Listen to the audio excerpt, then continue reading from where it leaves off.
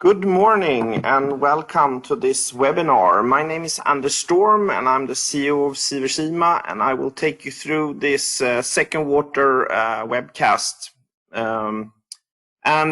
Today we have a lot of new people coming into the company and interested in the company. So we had over 400 people, which is 4 times more than normal. So I'm going to focus a bit also on talking more deeper about Sivers IMA. So the length of the presentation will probably be a bit longer, and the time for questions a bit shorter, unfortunately, since I only have 1 hour. I have to move away to next meetings. But let's start the presentation and go through the situation.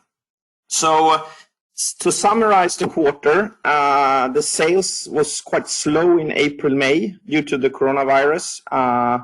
In June, we had a quite strong uptake overall, concluding the overall quarter minus 10% year on year, which is quite good in this situation, I would say. If we look at some of our customers who have reported already, like Cambium, they had minus 11. We had year on year, we had Adtran actually minus 21%. So there has been an effect on the overall market that we're working in, but we've done really well to keep up with that market and not have any effect in our factories and so forth in that sense. We have, of course, closed some very important deals during Q2. We had 2 Fortune 100 customers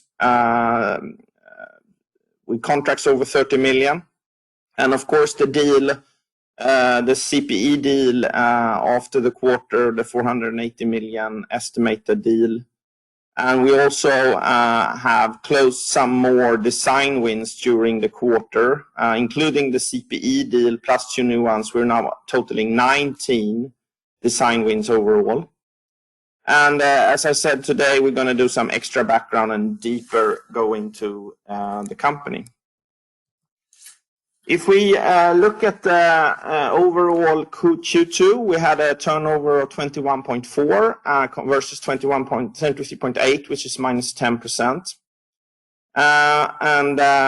That is, of course, an effect on the COVID, on the sales numbers. If we look at the EBITDA, that was a bit lower, 2.7 million, but there are some effects right now that actually the company is going to explain more about those, but they are not sort of cash flow or any real costs in any way.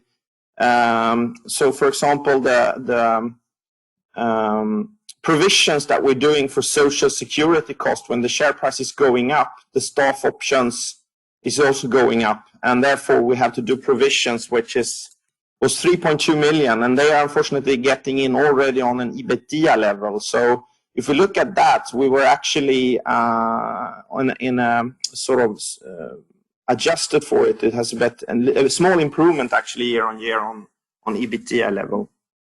And also if we exclude that, we actually have capitalized R&D less. That means that all the development is not taken as sort of an income. We are more focused on delivering that, therefore we have an even better result. If we look at the overall operating income, it was minus 7.9, including the 2 things I mentioned, as well as we actually have a financial cost increase of minus 4.2 million, which is connected to the convertible bond and the derivative that is connected to that. And that's sort of the same thing as with the social security fees. This is something we need to bring up as a financial cost, but it's no effect on cash flow or anything else. So it is important to understand this. Therefore, we also done a calculation on the next slide on how these effects can actually affect the results in a sort of a way that is needs to be aware of, but it has no real effect. So if we look at the embedded derivative, which is sort of the Amplion right to convert to shares, the market valuation in the income statement is affected then mainly by the US SEK FX rate and the share price, of course. increasing the share price increased the value, which increased the financial cost. But however, it's not it's a technical account effect only. And the important thing is to understand that it's the valuation that is affected. There's no effect to be paid out or any cash or anything. If the share price go up about 10 kronor as it has done, and even more between Q2 and Q3, that will be actually a negative effect on the financial cost by 44 million. And again, that is not a real cost in any way, but it's good to understand that for the next report. The same thing with the Social Security fees. This is nothing special for us. I mean, I've seen Spotify had the same in their report actually. So the personal cost is going up when the staff option is going up, but there's no effect on the cash flow. We're doing provisions for this per quarter, and as you saw, it's affected us by 3.2 million. If that effect is now going further on in Q3 with a higher share price, that, for example, 10 SEK will have an effect of 14 million instead on Social Security fees. So it is something that will actually affect on the EBITDA line, but it's not a real effect per se. It's more of a financial accounting effect in that sense.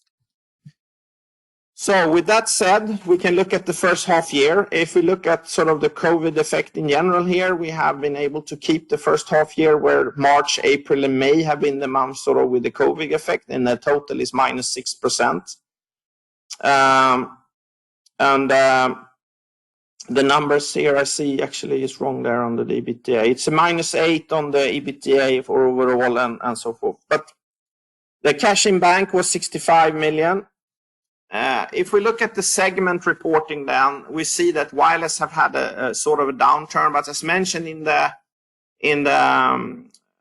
last quarterly report, I mean, we have had some end-of-life products from last year with the VCOs and radars. That is, so the comparison is not really fair in that sense. So all the new products in 5G that is coming up and growing now was not there sort of last year in that sense. Photonics has been growing 7%. North America is the largest market, a lot of the effect on the Fortune 100 customers. Europe is 26%, and Asia is 9%, which is very similar actually to last quarter as well. If we look at the significant event again, as I mentioned, 2 Fortune 100 customers are going to go into that. We also had a press release about Photonics around the standardization organ around the Photonics devices. And there are some really large companies and we're working within that group like Arista, AR Labs, IMAs, Intel, Lumentum, Maycom, Quintessence, Sumitomo, and so forth. And that is fantastic for a sort of a small company to be part of this big team to set the next generation of silicon photonics in that sense. If we look at the Fortune 100 customers, the new deal in April with the new Fortune 100 was a 7.5 million NRE project to build prototypes for sensing applications. This is, of course, a big step, getting a second really large company in and supporting that. Was not just a one chance that we got the first one. So the first one, going back to that, they had another order of 21 million in NRE in June, which was including also more projects now. It's not just the first one. There's several projects ongoing. Which is really good, and we have done some deliveries in Q2 on that order already. And we're still in the prototype phase and working really hard to convert that, of course, into the volume phase. But it's hard still to say, since we're not controlling the customers' products and how they're going to launch them. It's still hard to share any timeline on that, unfortunately. If we look at the significant events for Q2, after Q2, of course, we had the 5G millimeter wave agreement on the CPEs for an estimated value of 480 million, which I'm going to tell you more about and do a sort of deep dive soon. We have also done a directed share issue to close the loan of 20 million we had for working capital. And that was a very small dilution, and it was a big opportunity for us to close that loan that was supposed to be closed in end of August. So we did it before that instead of prolonging it, and are now working with bigger banks to sort out our working capital in the future, which will support us very well rather than the short-term loan we had from this group. If we look at the CPE deal, so that's connected to sort of fixed wireless access, as it's called. The base station connects to the home, and you get a gigabit link to the home. It's a sort of that what is really new with this contract is that it's not sort of a classic just design win and then a lot of work and then a supply agreement. They've gone directly from sort of from an RFQ process into a full sort of design win and a supply agreement, including all their estimates and so forth for how much they're going to sell. We're going to work on this, and from early 2023, we will start rolling out volumes. What is also unusual about this is that our customer in this case has their own customer already signed up for this. So it is a commitment also on that side, which makes this a very interesting project. And we were, of course, extremely happy to be the #1 coming out from this RFQ. There was quite many companies bidding as far as we understand, and we came out as a winner. And this is, of course, one of the most important deals we've taken on in the 5G side. And our strength in the CPE side of the market has therefore been stronger. And to talk a bit about how strong that is currently, we can look at sort of the underlying demand, of course, on 5G and the need for more data traffic. And the data traffic is growing more and more, and it's still sort of an exponential growth. If we look at the Ericsson Mobility Report coming out in 2020, it is going to be sort of keep on growing, and that means that this is just the start of a bigger need for Datacom and fixed wireless access as well. If we look at the more details on the fixed wireless access demand, Ericsson are including, of course, not just the millimeter wave, but they include all the data. That's why there's such a large number in 2020, but it goes up to almost 160 million. So it's about 100 million new connections or solutions for fixed wireless access coming up in the coming 5 years. There's also another report called SNS Research for Fixed Wireless Access that came out in August 2017. They are confirming the numbers, but they are maybe a bit higher than Ericsson is saying now. So it's been a change sort of slightly over the time. But if we look at sort of and that report was mostly millimeter wave. So if we look at that and reduce it a bit more and look at the Ericsson numbers, we came to a conclusion that the overall number of units is like 30 to 40 million something until 2025. That will be the millimeter wave where the market we are addressing. And the total TAM is then quite large. In the overall, if these estimates are correct, our sort of that one deal that we have made, we have other, of course, CPE deals also include with Cambium and other companies. But this specific deal is sort of maybe 4% of the total market over the time 2023 to 25. So there is a lot of opportunity left to win and deals to make. So this is just sort of the start of the long run. And if you look at the company, it's not like where we are today on the quarterly results that should be viewed the company, but looking at the company more long term and how that will affect income.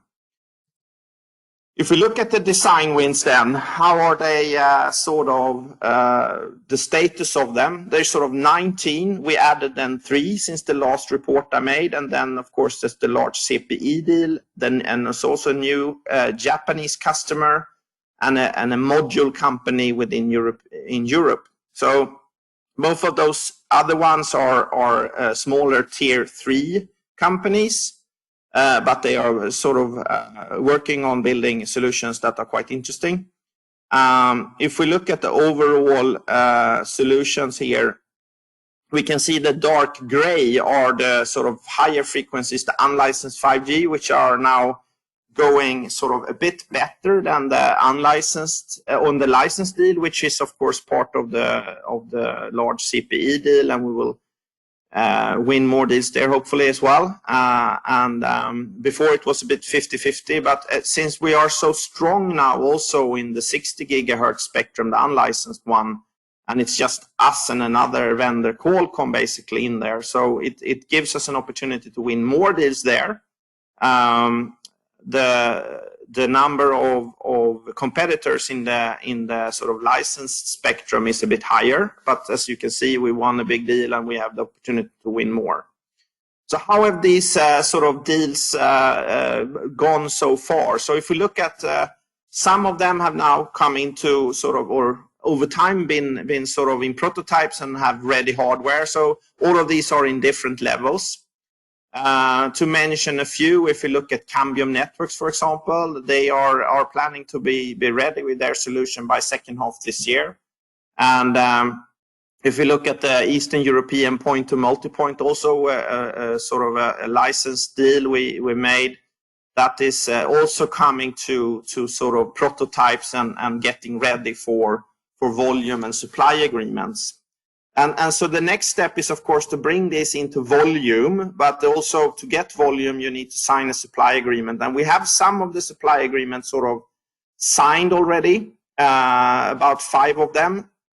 And a few of those are now in volume, like Cambridge Communication Systems, and so forth, and Blue Wireless. But the other ones are not really there in the volume phase yet, but we are estimating at least 6 to 7 to be there, as we've said before the end of the year, and then seeing the numbers growing in 2021. That's our estimate right now.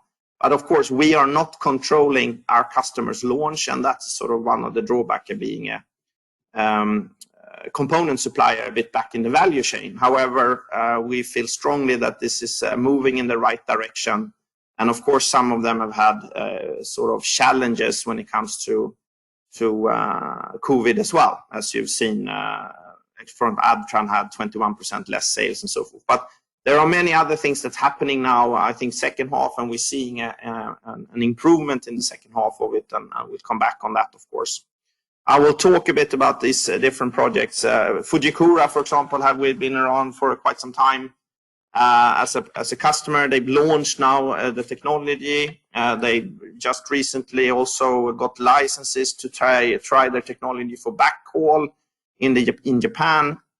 So they are making progress, but I think Fujikura in a way have also in their market have been sort of more hit by COVID-19 than some other companies.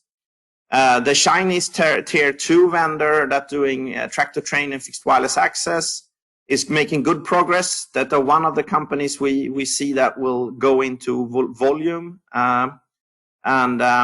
We also have the Eastern European company that we already have a supply agreement with, but they are also closing in on that, of course. So this is an interesting mix of companies, and we're really happy that we're building on this. But this is, of course, not the end. We are keeping on building. We're selling more evaluation kits. We're getting new requests. And as you've seen, even in the pandemic, we've won business, and we will keep on winning business in this area for sure.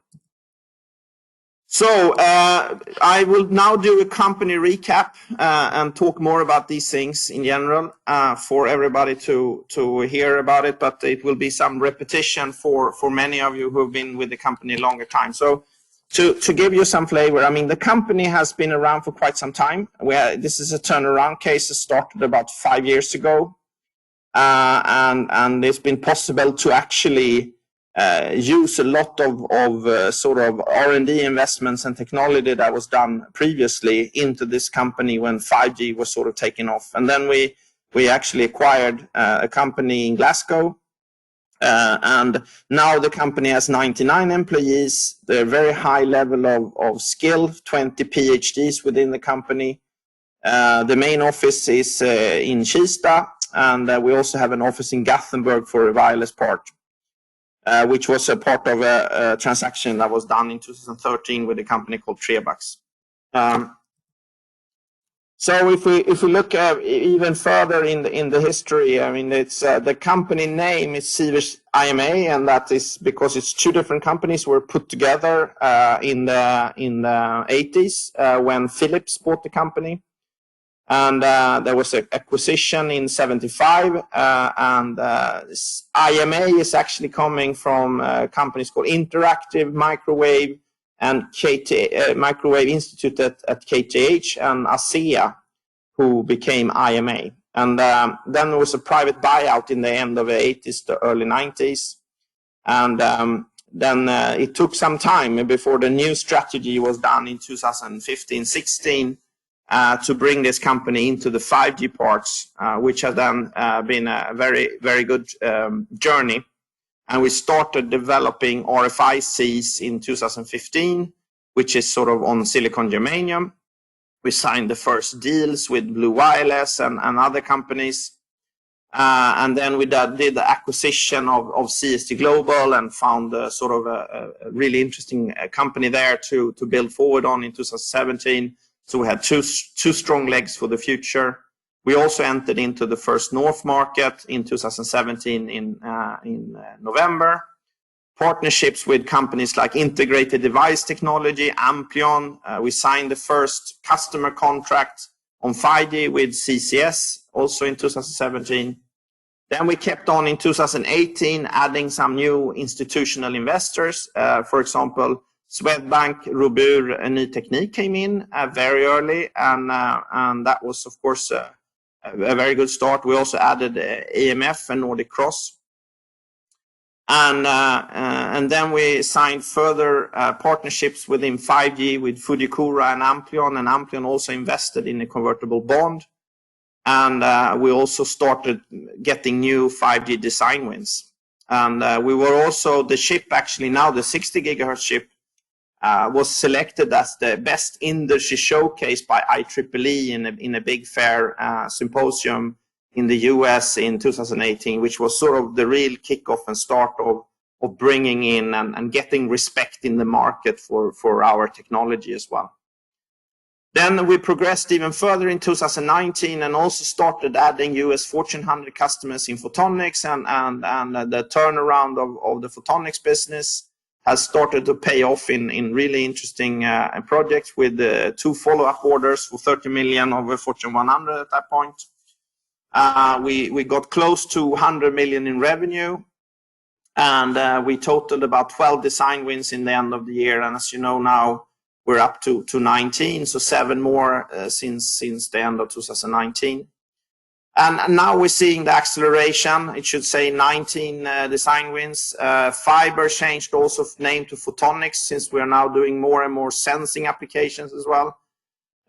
We have first supply agreement in place for licensed 5G with Cambium Networks, for example. Amplion launched together with us the latest beamformer IC, the second project with Amplion. And we also extended the portfolio into silicon photonics with a collaboration in the photonics business with IMAs, which is a European research R&D house as well. So it's happened a lot of things over the last 5 years.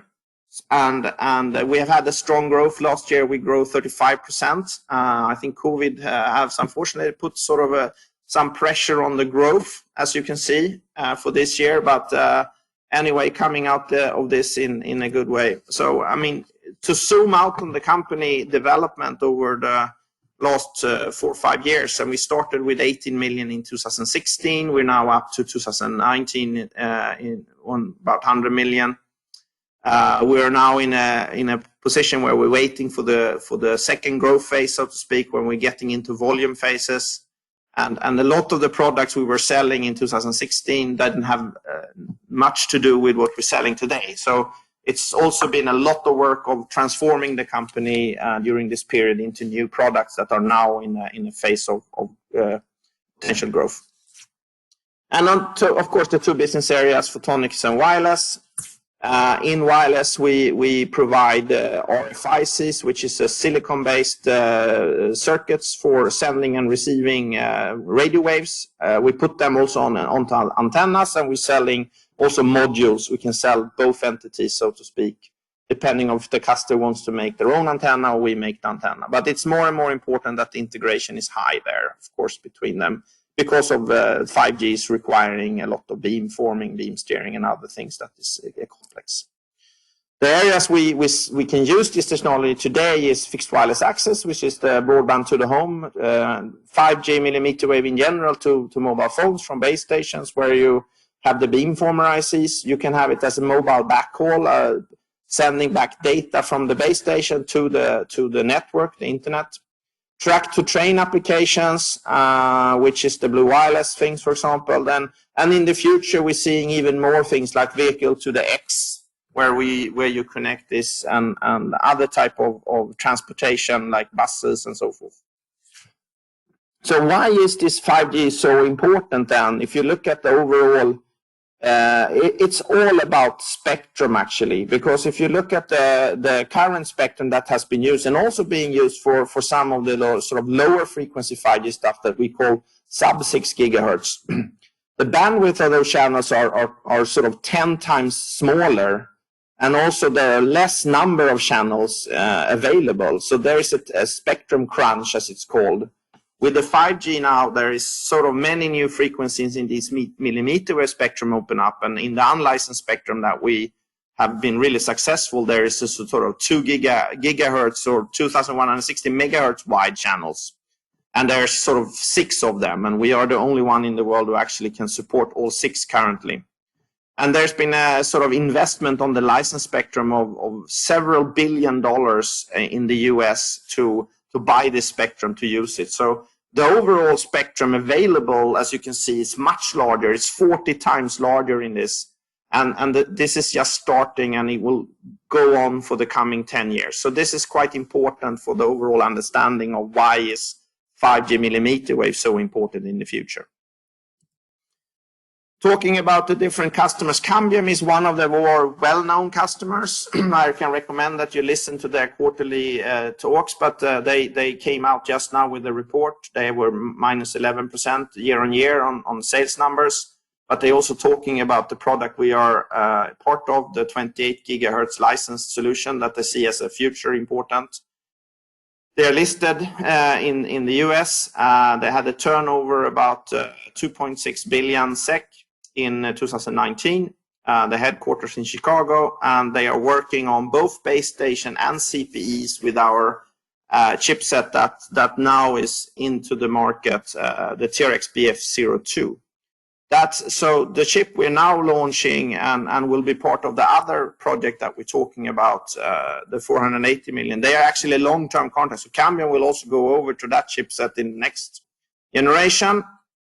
But that is it's called the BF03, that project. So that will be some connections to this as well. But it's very interesting to see this now that will start developing already the end of this year compared to the other project that's coming in 2023.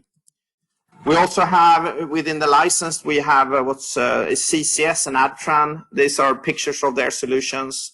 This is actually rolled out and used today. This you can go down to Trafalgar Square and see these boxes on the right-hand side being used.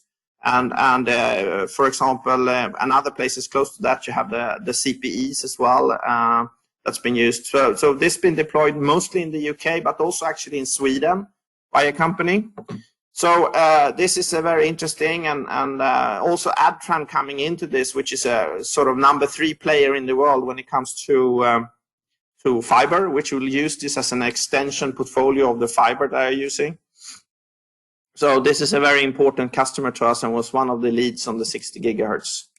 Then we have Blue Wireless that are doing not only sort of silicon stuff as well when it comes to the modem, but they also provide full systems for transportation and track-to-train solutions. So they are using our solution there. They have started deploying this with a train company in the UK, and they call the product Surf Blue. You can see it on the right-hand side. This is also very exciting. These are not so big volume as the fixed wireless access, but it's very high margin compared to it, and it's better margins overall. Our overall margin, we're trying to be something between 40 to 60 margins, gross margins, but in that case, it's better margins than that in the track-to-train. Here you can see pictures from Trafalgar Square, and the company who's deploying this from CCS is called Ontix, which is an operator in the UK. Their CEO have actually said that they hope to see hundreds of thousands of these small cells to go out and build out around London, for example, and many cities need this type of technology. So smart cities and that kind of stuff that's coming up. So it's very interesting, and they're using this now for both fixed wireless access and mesh networks, backhauling, and so forth. We've also built a large ecosystem around ourselves and a lot around different modem vendors where we have integrated this with IDT, NXP, and Cloptech, and also Blue Wireless, which is part of IDT as well. We've also built a partnership with semiconductor companies like NXP and Amplion and Fujikura. And if we look at the modem partners, the Blue Wireless is one of them. The other one is IDT. They have a rapid wave modem that we already done the integration, which is part of this CCS deployments and so forth, and also part of the track-to-train stuff that we're doing. We have a smaller company in Singapore that has prototypes. They've yet to get to sort of any large volumes, but we hope that they will get into that and sell to their customers. NXP, we signed a deal, or we made an official contract with them and a partnership where they are working on integration between their modem in licensed 5G, and work is still ongoing. It will probably take this year and so forth, but this is a key partnership, I would say, to also grow the market share within what I showed you in the fixed wireless access business and win more than the 3-4% we're talking about right now. Amplion is an important partner when it comes to the base station stuff. They have a really big coverage within base stations. They are top two, excluding NXP, when it comes to RF power in base stations. They had an investment in the convertible bond of $4 million in December 2017, and are now in before December have the right to convert it into shares as well. And we started two different projects. One was that they were part and invested in the first chip that is now in the Cambium solution, and the other chip now is just launched at the Mobile World Congress sort of here in this year, but it's still in prototype phase. And that chip is planned to be sort of ready for volume in 2021 early. And we are now out meeting customers together with Amplion to address that market. If we look a bit on the photonics business, now it's a bit technical, but it's actually called 3-5 compound semiconductors, and those devices are like indium phosphide laser sources. So what we actually do is the laser itself that is connected to a module. We are participating in a lot of high growth markets. I will tell you more about those. There are 14 PhDs of 66 employees. It's a very UK-based supply chain, which has been really good now in the Corona times.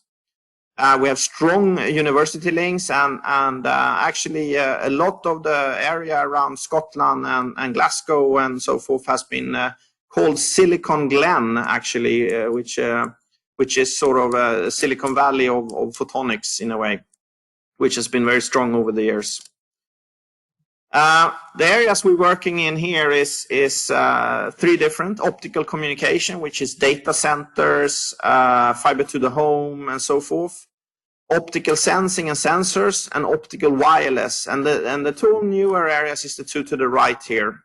And we are engaged, of course, now with the optical sensing part with two different Fortune 100 customers, and we're working on Fortune 100 customers and have for some while in the optical communication part as well. But we've yet to get to a final deal there, unfortunately. But we are in a strong position, I think, to also go forward there in the future. If we look at the optical communication, as I said, it's what's called PON. It's a passive optical network, which is fiber to the home. Cloud data centers is an important market. Then you can have the fiber to backhaul 5G, quantum technologies in different ways, where specifically we have developed things that could be used for security solutions within communication, sort of encryption and stuff, which is quite important. But we have not announced anything on that part so far. Optical sensing and sensors, where you can actually have what's called LiDAR. It's a sort of a radar part. Consumer biometrics, you can use a laser, of course, to do fingerprinting and so forth. You can also use it for meteorology, where you can measure sort of different type of gases in the air and be used, which is a very interesting area. Security as well, facial recognition, and augmented reality, and so forth. You can use lasers to do this. So it's a very big growth area, and we now have two Fortune 100 customers, as I said, in these areas. Then it's something called optical wireless, which is, of course, a bit strange. It could be optical and wireless at the same time, but it's actually light coming in the air, which is a sort of a competitor to Wi-Fi in a way, called Li-Fi, but it is more on a point-to-point solution and can be used as a sort of privately network and in higher secure environment and so forth, where wireless might sort of get out to the environment, but this doesn't. It's an interesting area where we're working with some projects to see if we can get some work there as well. The photonics in Datacom, of course, looking at it, it is very important with the silicon photonics piece, where you can sort of integrate the laser with the silicon. And there has been a big advancements over the last couple of years in how to do this. I'll get into a slide about that later on, but it's a very interesting market, and we're working really hard to be also part of that in the Datacom market. If we look at silicon photonics, I mean, it's the connection between silicon, the CMOS technology, and the lasers.